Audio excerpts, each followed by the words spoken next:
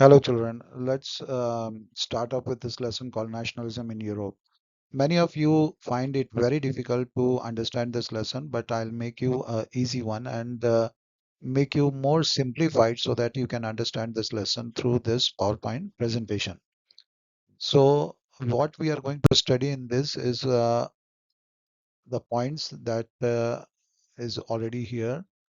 Now, if you see the moment you open your textbook also, the first thing that you see is about a painting which was made by Frederick Soriot. Now, Frederick Soriot, explaining this painting, he talks about he has made almost four prints visualizing the dream of the world made up of democratic and socialist ideas of the republics. So the above picture shows the people of Europe and America, men and women of all ages and social classes, marching in a long train and offering homage to the Statue of Liberty as they pass by it.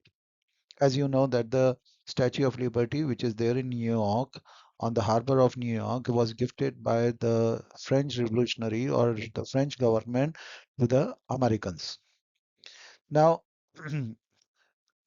as you would recall that the artist of the time at the French Revolution personalized liberty as a female figure.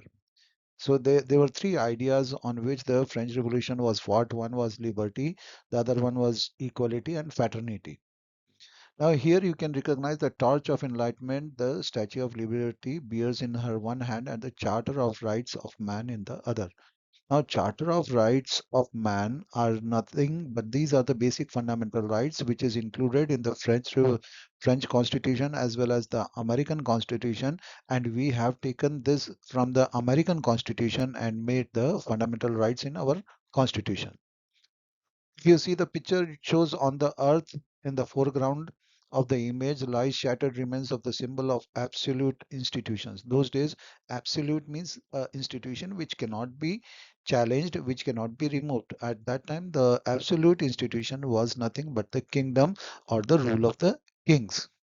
So, in the Sorio's utopian vision, now Sorio gave a vision in which he said that the people of the world are grouped as distinct nations identified through their flags and national costumes. Leading the procession way past the Statue of Liberty are the United States. Now, if you see the picture clearly, you see there is a United States, Switzerland, which by this time were already a nation state. That means they already gained the freedom. Now, France, identifiable by the revolutionary tricolor, has just reached the statue. She is followed by the people of Germany wearing the black, red, and gold flags. Now, interestingly, at the time when Sorio created this image, the German people did not yet exist as a united nation. The flag they carry is an expression of liberal hopes in 1848 to unify the numerous German-speaking principalities into a nation-state under the democratic constitution. See, why we are going to study about the unification of Germany. This was the reason that the Germany was not as a nation, it was not into existence at that time. In Germany itself, there were many small kingdoms. So that's why we have to study about the unification of Germany. Similarly, it goes with Italy also. Italy was also divided into many kingdoms. And all these kingdoms, when they came together, they formed a nation. Similarly, if you take the example of India, when we got freedom, we had almost 526 princely states. That means so many kings were there in India. And Sardar Vallabhbhai Patel did a very good thing that he brought all these kingdoms into India. So you can say India was unified by Sardar Vallabhbhai Patel. Okay, so all these kingdoms came together under one umbrella, and that is India. Similarly, we can say the same thing about the Germany and the Italy. Now, following the German people are as the people of Austria, the kingdom of two Sicilies, Lombardy, Poland, England, Ireland, Hungary, and Russia. I'll show you the map. We are going to discuss about this map, and this map will tell us what exactly at that time situation was there in Europe. Austria was one of the biggest empire at that time. Germany was there, but not so active at that time. Now, from the heavens above, if you see in the painting, there is the Christ Jesus, who saints and the angels who gaze upon the scene, and they have been used by the artist to symbolize fraternity among the nations of the world. Now, Development of nation states in Europe. Now, how did the nation states develop in Europe? During the 19th century, nationalism emerged as a force which brought about sweeping changes in political and mental world of the Europe. Now, the end result of these changes were emergence of nation state in the place of multinational dynastic empires of the Europe. Now, nation means a country, not a kingdom. Okay, in the nation, there is no role of the king as it was clear by the French revolutionaries. They said if we are uniting as a nation, then we don't have any role of the kings in our nation. Because if there is a role of a king in the nation, then the nation will not exist, it will become a kingdom again. Now, the concept and practices of the modern state in which the centralized power exercised sovereign rule over the clearly defined territory had been developing over a long period of time in Europe. That means the power exercise, centralized power. Now, the centralized power will be in the hands of the king before the French Revolution. Now, the people are going to take over and control a definite territory, well defined territory, and are developing other long period in the time of the Europe. Now the people are trying to reorganize their nations or their countries, or you can say one way the kingdom which was there, now people started organizing it into one nation. But a nation state was one in which the majority of its citizens and not only its rulers came to develop a sense of common identity and shared a history of descent. That means in a nation state, people who have something in common will be coming together. The commonness did not exist from time immemorial. It was forged through the struggle, through the actions of the leaders and the common people. The common people came together as one to.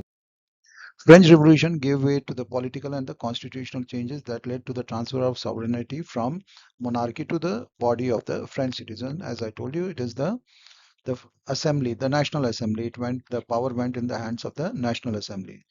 The revolutionary the revolution proclaimed that it was the people who would henceforth constitute the nation and shape its destiny. The French revolutionaries introduced various measures and practices that could create a sense of collective identity amongst the French people. The French Revolution, storming of the Bastille in 1789. This was one of the major events in the history of the French Revolution. The storming of Bastille, what exactly it meant? The storming of Bastille, it meant that the French people they have literally said no to the kings. They have declined to recognize the powers of the king. That's why they broke the fort of Bastille. And what exactly happened due to the fall of Bastille? When the news of the events in the French reached the different cities of Europe, students and other members of educated middle class began setting up Jacobean clubs. We know exactly what was the role played by the Jacobean club, and the the leader of the Jacobean club, who was Robespierre, who played a major role in the French Revolution. Now, the activities of Jacobean club started in the other parts of the Europe also. Now, their activities and campaign prepared the way for the French armies, which moved into Holland, Belgium, Switzerland, and much of the Italy in 1790s. See, the French Revolution, that lesson that we have studied last year, we ended with the Napoleon taking over the control of the French National Assembly. He dismissed the National Assembly and became a autocrat or became a dictator of France. So after he moved and became the autocrat or became the ruler of France, the French armies, along with the armies of the France, he moved to Holland, Belgium, Switzerland, and much of the Italy in 1790s. So in 1797, Napoleon invaded Italy and Napoleonic Wars began. So here onwards, so whichever war Napoleon went for were considered or known as Napoleonic Wars, wherever Napoleon invaded after the French Revolution. A wide territory came under Napoleon's control and introduced many of the reforms that he has already introduced in France. So whatever reforms that he introduced in the France, now he started introducing the same reforms in the territories which he captured. Although Napoleon had destroyed democracy in France, but in the administrative field, he had incorporated revolutionary principles in order to make the whole system more rational and efficient. Now, Napoleon introduced the Civil Code of 1804, usually known as the Napoleonic Code. So, Napoleonic Code of 1804. So, in 1799, Napoleon seized political power. He gave the Civil Code of 1804, also known as Napoleonic Code. Now, what exactly was there in the Napoleonic Code?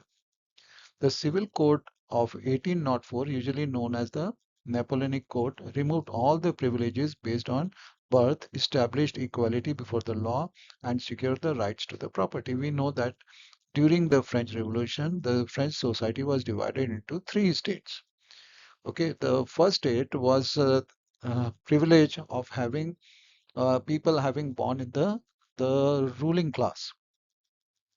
Okay, so they had some privileges based on their birth. So Napoleon banned all these privileges. He discontinued all these privileges from the estates, first estate and the third estate. Now the code was extended to regions under the French control. Slowly he extended the same things to the other areas which were controlled by the France. In the Dutch Republic, in Switzerland, in Italy and Germany, Napoleon simplified administrative divisions, abolished the feudal system, and freed peasants from the serfdom and manorial dues. Now, what was the feudal system? Feudal system is similar to our zamindari system that we have in India. So many peasants were taken as a bonded laborers by the zamindars or the feudals who were feudal landlords who were there in the France. So what Napoleon did, he freed all the peasants who were working under the feudal system or the feudal lords. Now in the towns, guilds restrictions were removed. Second, third one, the transport and communication systems were improved. Peasants, artisans, workers, and new businessmen enjoyed a new found freedom. Businessmen and small-scale producers of the good in particular began to realize that the uniform laws, standardized weights and measures, and a common national currency would facilitate the movement of exchange of goods and capital from one region to another. So children, remember that this Napoleonic Code is also important because last year you might have studied about Napoleon, but we did not study about the Napoleonic Code. So exam point of view, this is important. So, continuing with the Napoleonic Code, people of the other European countries initially welcomed the French armies but later began to oppose them because of the increased taxes, censorship, forced to join French army. Well, Napoleon was a good ruler, but the only thing or a wrong thing that he did, he used to force the people, whichever nation he captured, like the Italy and France, Italy and Switzerland and Belgium. So what he used to do is to force them to join the people of those countries. He used to force them to join the French army, which did not go well with the people of that particular nation. Now, what happened to Bourbon dynasty restored? However, these changes were not liked by some empires like Persia, Russian, Austria, and Britain, so collectively defeated Napoleon in the Battle of Waterloo in 1815. Now, Napoleon, who's already on the war, and he was trying to capture most of the Europe, but was defeated by the armies of Persia, Russia, Austria, and Britain. Persia, here we see that it is not Prussia. It is basically Persia is not that Persia which is present day Iran. It was called as a Prussia. Prussia was now present day. It is Germany. So we already know about Russia. We have studied about the Russian Revolution in the last year, and same way the Tsar Nicholas, who also participated in the the defeat of the Napoleon in the Battle of Waterloo in 1815. So after the defeat of 1815, the Battle of Waterloo, the defeat of Napoleon in 1850, the Bourbon dynasty, who was already there, we already know that Louis XVI was executed. Okay, so after Louis XVI came the Louis Louis XVIII became the king of France. Now Louis XVI, we know there was no Louis XVII, so Louis XVIII became the king of France. So the making of nationalism in Europe. So already the French Revolution was a failure. We have seen that the Napoleon came and made the France as a uh, democrat dictatorship. And later on, when he was defeated, the countries who defeated the Napoleon brought back the monarchy into France, and Louis XVIII became the ruler of France. The making of nationalism. If you look at the map of the mid 18th century Europe, you will find that there were no nation state as we know them today. Nation state means like Germany, France, Belgium, Switzerland, Austria, Hungary were not there at that time. What we know today as Germany, Italy, Switzerland were divided into many kingdoms. See, I told you initially, why do you have to go for the unification of Germany and Italy? Because they were all divided into small kingdoms or duchies or cantons whose rulers had their autonomous territories. Now, Eastern and Central Europe were under autocratic monarchies within the territories of which lived diverse people. Means, suppose there in Germany also there were people who were of the French descent who were living there. And similarly, there were people of Dutch-speaking people who were staying in Germany, some parts of the Germany. So that means there was no common culture was not there. So often they even spoke different languages and belonged to the different ethnic groups. The Habsburg Empire that ruled over Austria-Hungary, for example, was patchwork of many different regions and the people. It included Habsburg Empire means there was one king who happens to be ruling the Austria-Hungary also, for example, was a patchwork of many different regions and the people.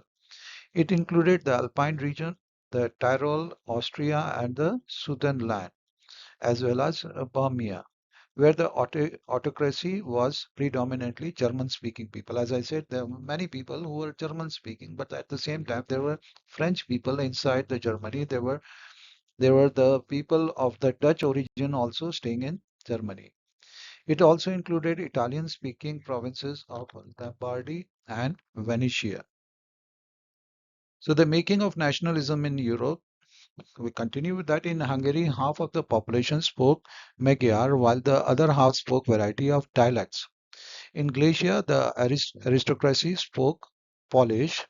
Beside these three dominant groups, there lived within the boundaries of the empire a mass subject peasants, people, Bohemians and Slovaks to the north, Slovenes in Carniola, Croats in the south, and the Romans in the east of Transylvania.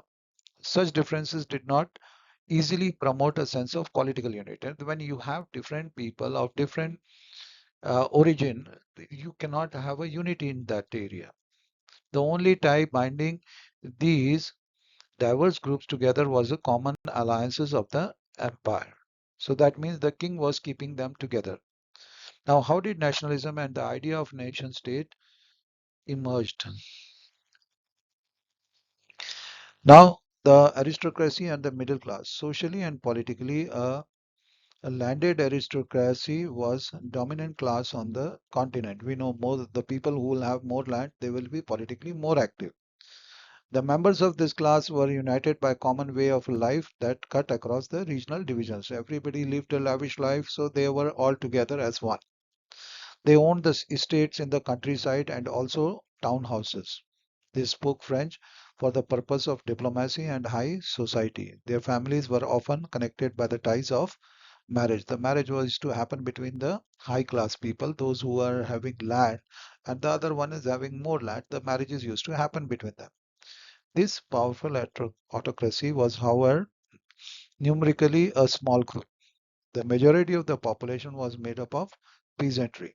We know that we have seen in the French Revolution, the majority of the group belonged to the third estate, where the peasants were there, businessmen were there, educated lawyers were there. So most of them they belong to the the third estate, and here we see the majority of the population was made up of peasantry during the the coming of nations. To the west, the bulk of the land was farmed by the tenants and the small owners, while in the eastern and the central Europe, the pattern of the landholdings were characterized by vast estates which were cultivated by the serfs. Now, the difference between the aristocracy and the peasants. Aristocracy is but nothing but the rulers of the country, high class lords, whereas the peasants were low class landless laborers. Less of the population aristocracy because the most of the people who belong to the aristocracy were less in population, whereas the peasants were more in population, dominating and having all the rights. But the peasants had no rights at all. So this was the diverse structure of the European society during the making of the nation state. Now there emerged a middle class during the formation of the nation states. Besides the aristocracy and peasantry, there was a new class emerged in the Western and Central Europe due to the development and the industrial growth. Now, the industrial comprised of the industrialist, businessman, professional, and educated liberal middle class. They formed the middle class because they had the education with them. Though their number was small till 19th century, but their idea of national unity and abolition of aristocratic privileges gained popularity among them. And these were the educated class, so they understood that we don't need a king to rule over us. But again, we have to understand the number of these people, that is the businessmen and the educated liberal class, was less, and the peasants were still more. Now, what do you understand by liberal nationalism? The term liberalism or liberalism derived from the Latin word liber, which means free. Now, liberalism stood for the freedom of the individual and equality of all before the law. The new middle class, in fact, demanded in political spheres. What was the middle class demands? Equality of all before the law, freedom for the individuals, not against the private property. They were they were not against the private property. They wanted to own the property. Government by consent. Did not wanted a democracy. They wanted a government to be formed by their consent. Revolutionary France, right to vote and get elected exclusive to the property owning man. See, we have seen during the French Revolution, the right to vote was given only to those who had the property. Man without property and all women excluded from the political rights. We have seen that the women during the French Revolution did not have the right to vote. They did not get the right to vote even though the French Revolution happened in 1789. They did not get to right to vote until 1942. For 200 years, the woman had to wait to get the right to vote. So throughout the 19th and 20th century, women and non-propertied men organized opposition movement demanding equal political rights. Now, what was economic liberalism? Stood for the freedom of markets and abolition of state-imposed restrictions on the movement of goods and the capital. In German-speaking regions during the Napoleonic Wars or during the Napoleon's rule, there were 39 states, each of it possesses its own currency and weights and measure, creating a lot of problems. Imagine in Germany itself, there were 39 kingdoms, everybody having its own currency and having different weights and measures, created a lot of problems during this time. So 1834 saw the formation of Zollverein, a customs union formed in Prussia and joined by most of the German states. It abolished what did Zollverein did? It abolished all the tariff barriers, no taxes. They had only at one place of the entry of the goods there were taxes. The movement of goods within the Germany was not taxable. Now reduce the number of currencies from over 30 to 2. So that means in the 39 states, there were 30 currencies and it was brought down by the number 2. Now network of railways stimulated mobility, harnessing economic interest to the national unification. Now the new conservatism after 1850. After the defeat of Napoleon in the Waterloo, we know that Napoleon was defeated in the Battle of Waterloo in 1815. So what exactly happened after this? The conservatives.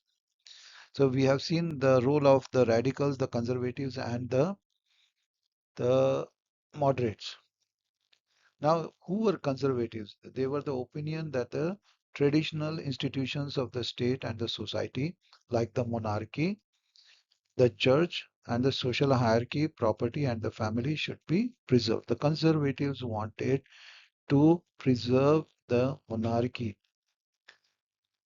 Okay, like the monarchy, the church, social hierarchies, properties, and the family, property and the family should be preserved. Now, conservatives did not propose a return of the society of pre-revolutionary days, but realized that the modernization could in fact strengthen traditional institutions like the monarchy. Now, what was the new conservatism after 1815? Emergence of the conservatism believed in traditional institutions of the state and the society wanted to continue with the monarchy as it gave them more powers and privileges. So we remember that even though once the Napoleon was defeated, the Bourbon family's heir, that is the Louis XVIII, came back to the power because the conservatives wanted them to continue to rule because they thought modernization will have more meaning if there is a monarchy in the country. In 1815, after the defeat of Napoleon, representatives from Prussia, Russia, Austria, and Britain met at Vienna to draw up the settlement for Europe. The Congress was hosted by Duke Metternich, the Austrian Chancellor, and this is called as the Congress of Vienna. After the defeat of Napoleon, all the conservatives or the representatives met representatives from Prussia, Russia, Austria, and Britain met at Vienna to draw up the settlement of Europe because the countries which Napoleon ruled, now there has to be a settlement of this country. And this Congress was called as the Congress of Vienna. So what exactly happened during the Congress of Vienna in 1815? Now it was hosted by Duke Metternich, the Austrian Chancellor, recreated the map of Europe. Now what were the terms and impacts of the Congress of Vienna in 1815? The Bourbon dynasty was restored, that means the Louis XVIII was made king again. France lost its territories annexed under Napoleon. That means whichever countries Napoleon captured was again lost or taken back by the winning countries in the Battle of the Waterloo. A series of states set up by the boundaries of France to prevent the French extension. Kingdoms of Netherlands included Belgium was set up. Persia was given more important new territories on its western frontiers. Austria got control of northern Italy. French Confederation of 39 states remained untouched. Russia gave a part of Poland and Persia was given a part of Saxony. Main objectives of Congress of Vienna to resolve the monarchies, restore the monarchies, create a new conservative order in Europe. Now you see this is the map of Europe at that during the time of 1815. Now you see the Austrian Empire was one of the biggest empire. France was a country which has gone through the French Revolution, and you see the example of you see the country like the German Federation or Confederation. Now there is no word as Germany here, United Germany or Germany. Now Germany was, if you see little on the top, you see Habsburg and Saxony and other countries. These are all small kingdoms at that time. Okay, there is on the border you can see Prussia, which is basically Germany only. Down you see Italy. Now Italy was also divided into many small kingdoms. Now if you see kingdom of the two Sicilies, then Papal states and Naples and Vienna, all these countries you see they were part of the Italy. Now, conservative regimes set up in 1815 were autocratic. We know obviously most of the countries which won the Battle of Waterloo wanted the autocratic kind of a government. So they did not tolerate criticism and dissent and sought to curb activities that questioned the legitimacy of the autocratic government. So they did not uh, they did not like the people who were trying to revolt or to bring back the democracy back into the country. Most of them imposed censorship laws to control what was said in the newspaper, books, plays, and songs, and reflected the ideas of liberty and freedom associated with the French Revolution were not promoted. So we remember the ideas of French Revolution was responsible for the hosting of the kingdoms, the Louis XVI. Now Louis XVIII did not want it, so he put up what censorship. Censorship laws means that nobody can print anything in the newspaper or in the books or the plays where they put the ideas of the French Revolution. The memory of the French Revolution nonetheless continued to inspire the liberals. The liberals were still active, but most of the liberals have gone underground. Now, one of the major issues taken by the liberal nationalists who criticized the new conservative order was the freedom of press. Now, what did the revolutionary do during or after the 1815? During the years following 1815, the fear of repression drove many liberal nationalists to go underground because they were afraid that the kings or the new kingdom, the kings who have come, they will get them and arrest them and put them in jail. So most of the revolutionaries went underground. Now, revolutionary at this time meant a commitment to oppose the monarchical forms and to fight to the liberty and fight for the liberty and freedom. Now, Giuseppe Mazzini, born in Geneva in 1807, he became a member of secret society of Carbonari. Children, remember this is very important. What was the secret society found by Giuseppe Mazzini? He was a member, became a member of secret society of Carbonari. He was sent into exile in 1831 for attempting a revolution in Liguria. Now, Mazzini believed that the God had intended nations to be the natural units of mankind. Now, same way, secret societies were put up in Germany, France, Switzerland, and Poland. Who were the one who were putting up these secret societies? It were the revolutionaries. Now, Metternich described him as the most dangerous enemy of our social order. Who? The Duke Metternich described Mazzini as the most dangerous enemy of the social order. Remember this, children. This slide is very important.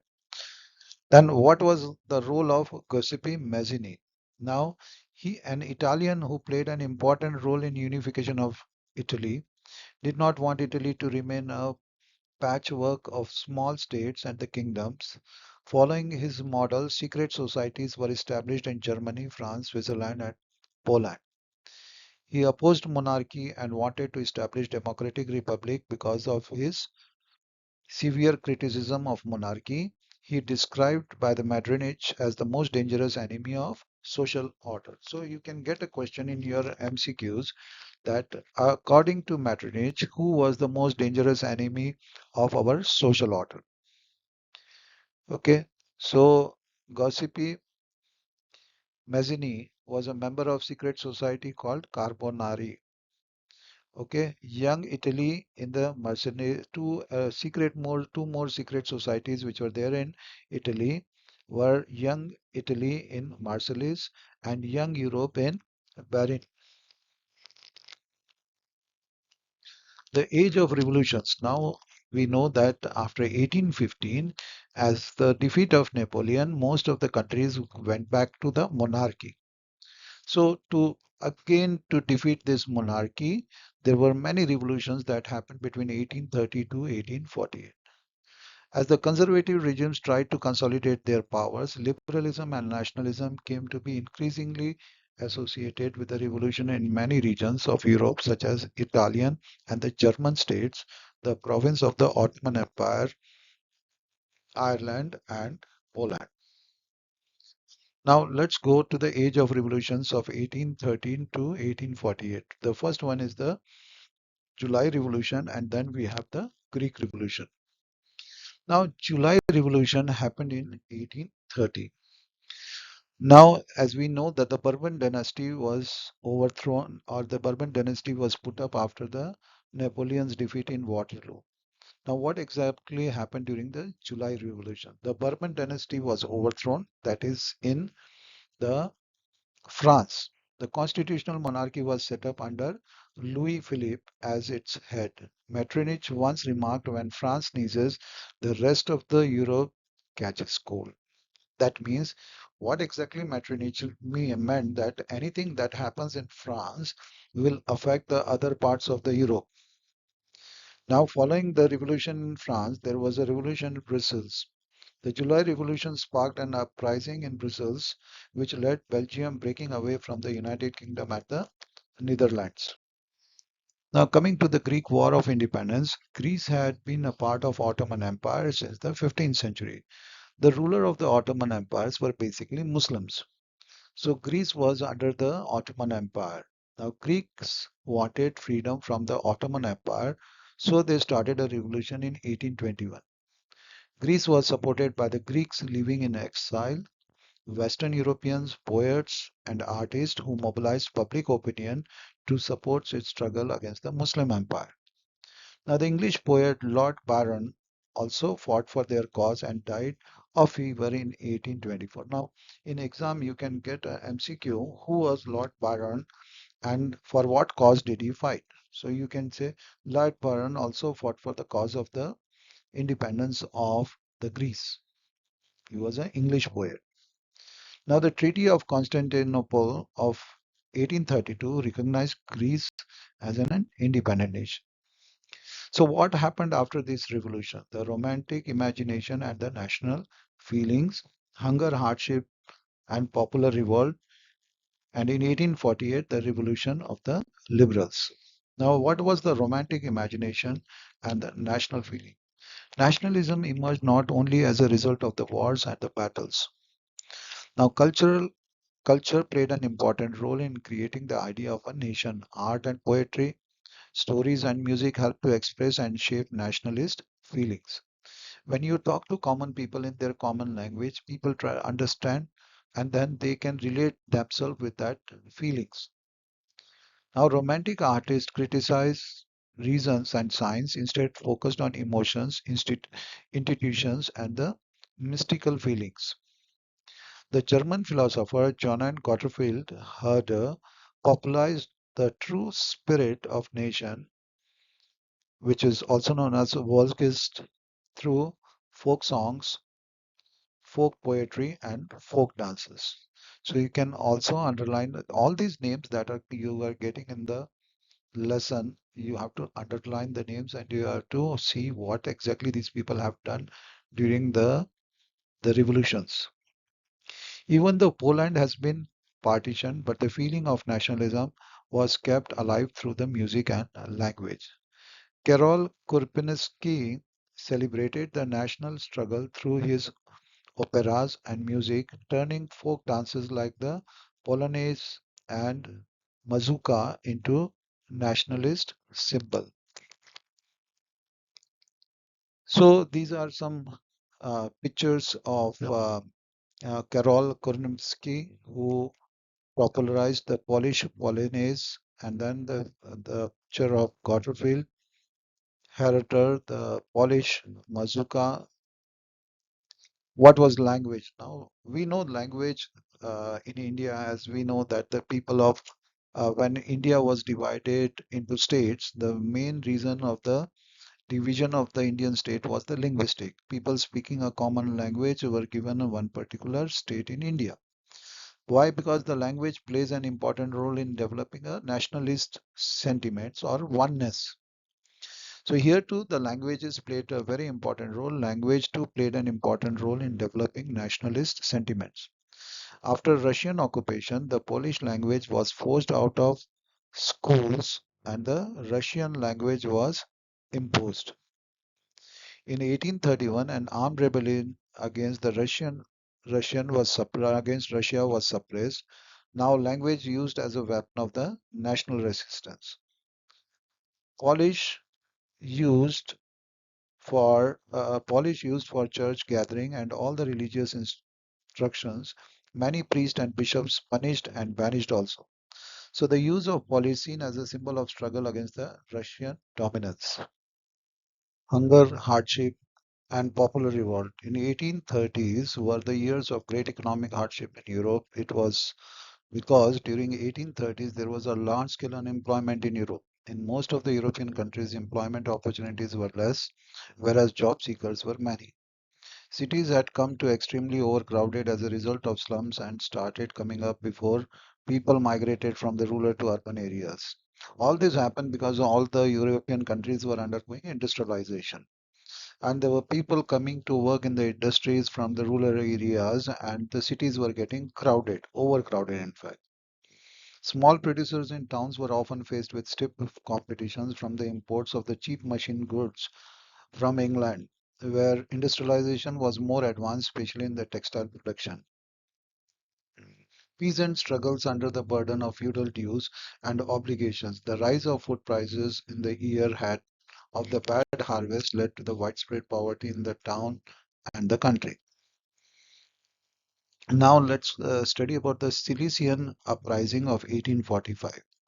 Now in 1845, weavers revolted against the contractors who supplied raw material and gave orders to finish the textile because of the less payment.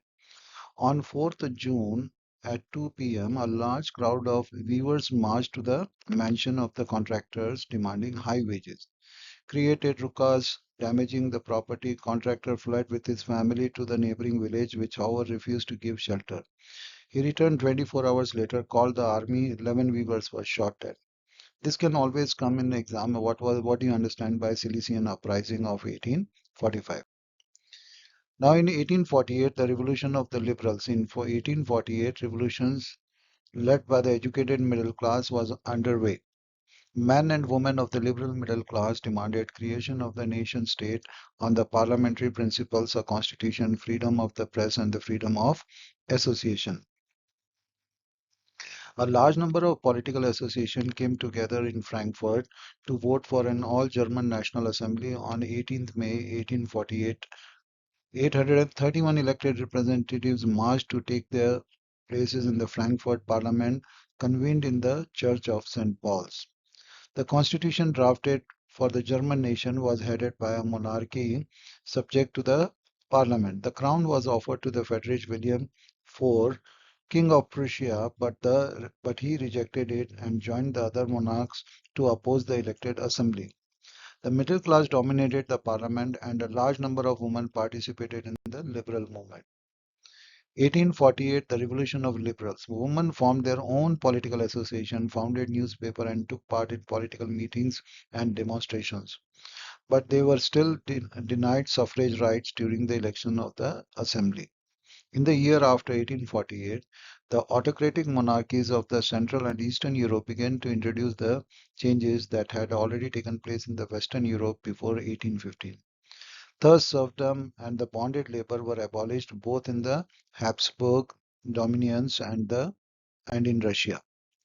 Now, this is the picture of the Frankfurt Assembly of 1848, which was St. Paul's Church, where the assembly was called by the German people. The making of Germany and Italy. Germany and Italy were European nations which were divided into various kingdoms. The various kingdom is in Germany itself, there were around 6 to 7 kingdoms. So that's why there was the need of unification of Germany. The unification of Germany and Italy were important events in the world history. Now, unification of Germany, or the father of the unification of Germany, is known by the name Otto von Bismarck, commonly known as a Bismarck, the architecture of German unification in 1871. The first German chancellor till 1890 used the term blood and iron. Now you can get a MCQ question, who used the term blood and iron, or who coined the term blood and iron? Then the answer will be Otto von Bismarck. Now, unification of Germany. A newly emerged middle class in Germany in 1848 tried to unite several German kingdoms which were suppressed by the monarchies and large landowners into one nation state governed by the elected body. Now, Prussia, a German kingdom, took the leadership in uniting various German states. Otto von Bismarck, the chief minister of Prussia, aimed to achieve the goal of unification with the help of the Prussian army and the bureaucracy. Spread over 7 years, the Prussian army, with the help of the Austrian, French, and Danish armies, fought 3 wars and successfully incorporated all the small German kingdoms. This marks the process of completion of German unification. Now, unification of Germany continue with this in 1871. Kaiser William I was declared as the Emperor of Germany at the Palace of Versailles. The process of unification of Germany exhibited the power of Prussia's state. Many new reforms were initiated in banking, currency, administration, and judiciary of Germany. Now you see here there is a picture of Otto von Bismarck and unification of Germany in 1871. Now you see there are Holstein, Hanover, Prussia, the KGO, Saxony, Vorit, Bavaria, and these were the kingdoms which were there inside the Germany. That's why there was a unification of these kingdoms into one Germany. Now, who was then we come to the unification of Italy in 1861. The architect of Italian unification was Giuseppe Mazzini, Young Italy, Marseilles, and the Young Europe. The Bern. These were the revolutionary organizations which were based in Italy. Now, Count Camillo di Cavour, chief minister, led to the unification. Now, you have to remember the name Count Camillo di Cavour, chief minister, led to the unification. Now, Giuseppe Garibaldi, also known as Bismarck of Italy, formed armed volunteers. Victor Emmanuel II proclaimed King of Italy. Now, you see there is a name of Mazzini, then there is a name of Victor Emmanuel II, and then Count Caviar and Gabriel Garibaldi. Now, why the Italian unification was needed? Now, you see here there is a map of Italy which talks about the places which were having each state or every nation which was there in Italy was having one kingdom. Now we see there is a Savoy, then you have Piedmont and Lombardy, Venetia, then Modena, Romagna, and all these were independent states. And then you have the kingdom of Piedmont. Okay, so the main purpose was to unite the Italy into one nation. Now, unification of Italy. Italy was also politically fragmented into various small states which were ruled by monarchies. During the mid 19th century, only the state of Sardinia, Piedmont was ruled by the Italian monarchy. Now, the northern states were under the Austrian monarchy, central Italy was under the control of the Pope, and the state of the south were under the control of Bourbon kings of Spain. Now, Giuseppe Mazzini was a revolutionary who actively supported the unification of the Italian state.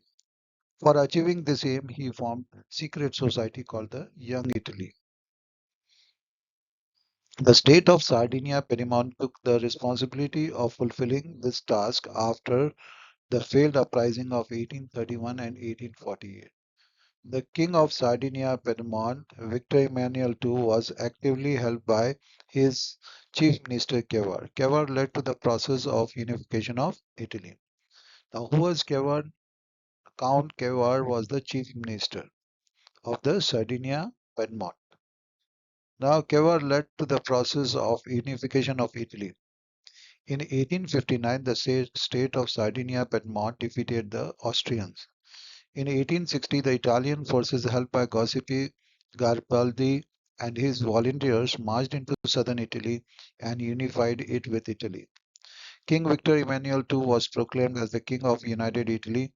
The complete unification of Italy was achieved in 1870. Now we have another unification of Britain, a strange case of Britain. Now the transformation of Great Britain into nation state was not sudden process. There were no one British nation before the 18th century. There was no one British nation. People residing in the British Isles were mainly English, Welsh, Scot, and Irish. These ethnic groups had distinct political and social traditions. As the English nation grew in wealth and power, it began to dominate in the other islands. In 1688, the English Parliament seized powers from the monarchy. The Parliament passed the Act of Union of 1707, by which England and Scotland were unified, resulting in the formation of United Kingdom of the Great Britain. Now, here you see was a separate state, Scottish or the Scotland was a different, Irish was Ireland, and England. Now, these four ethnic groups came together and they formed the Great Britain. So, now the strange case, the parliament was dominated by the English, and the political and the cultural identities of the Scots, and the systematically suppressed. The Catholics in the Scotland were brutally suppressed whenever they wanted to regain their independence. Ireland was inhabited by Protestants and the Catholics. The English supported the Protestants and established their rule with their help and support. Catholics, who were constituted a majority in Ireland, revolted against the British on the numerous occasions but were suppressed. Now, Ireland forcibly became part of Britain in 1801. The English language dominated both Scotland and Ireland were subordinated to England. Now, we come to the fifth part of the topics that we have taken, the visualizing the nation. The idea of nation was expressed in various forms by the artists and the painters. What was allegory?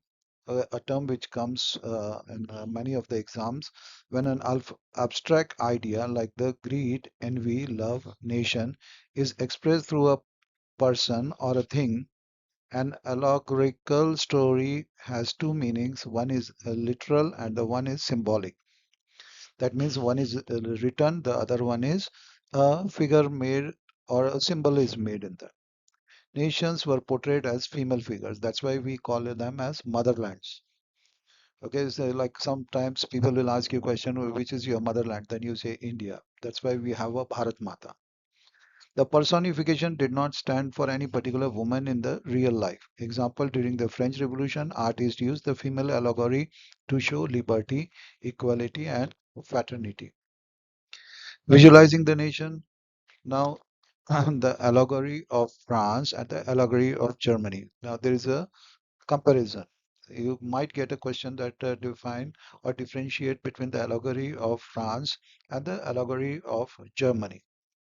The allegory of France is christened as Marine, and the allegory of Germany was mentioned as Germania.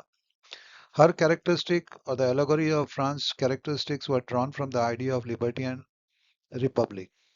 Now, the allegory of Germany, she is shown wearing an armor holding an imperial sword. Now, allegory of France, she is shown wearing a red Phrygian cap and a cockade holding a French tricolor. Whereas the allegory of Germany, she is portrayed having a long flown reddish hair, wearing a crow of oak leaves, as oak stands for heroism. Now, these are the allegories of Germany, that is called as Germania, and allegory of France, which is known as Mariana. Meaning of symbols, this we have seen last year also in the French Revolution. The broken chain meant what? Being freed. Breastplate with eagle, symbol of the German Empire strength. Crown of cloak leaves, heroism. Sword, readiness to find. Olive branch around the sword, willingness to make peace. Black, red, and gold tricolor, flag of the liberal nationalist in 1848. Rays of the rising sun, beginning of new era. Now, the last point that we have to discuss in this is the nationalism and the imperialism.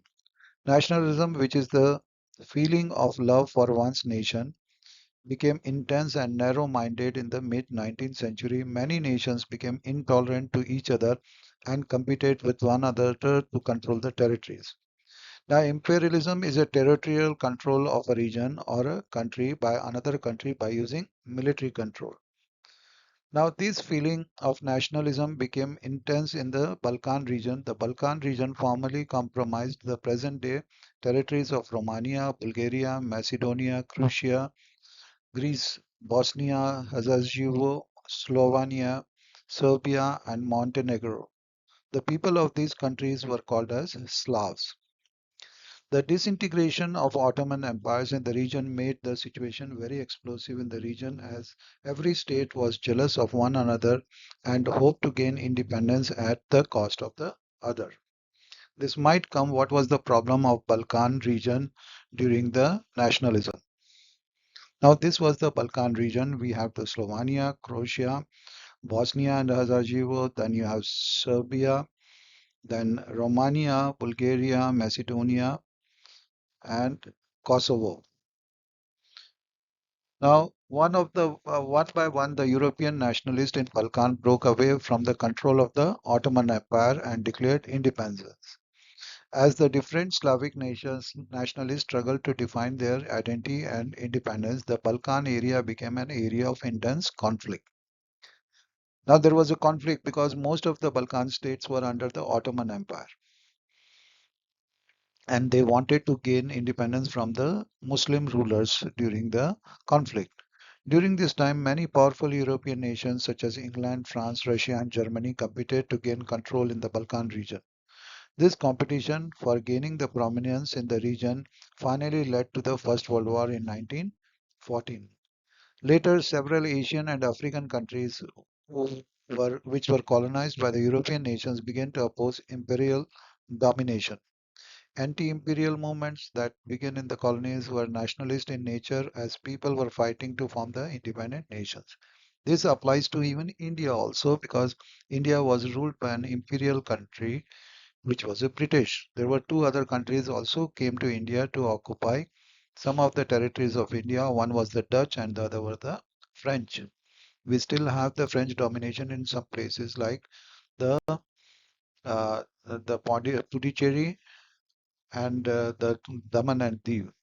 We have seen the Portuguese also coming to India and they were all imperialist powers. So with that, so children just try to remember that what happened in the French Revolution and the rise of Napoleon, the Napoleonic Code and the defeat of the Napoleon in the Battle of Waterloo in 1815.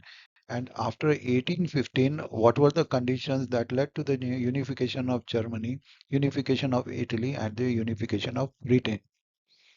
So, children, if you have any doubt or anything, you can simply write a mail to me or you can put up your questions just below this video. And if you need certain more videos on any other chapter, please let me know so that I'll be posting some more videos on the other chapters also. But this was just to make it easy for you. I put up this. Thank you so much.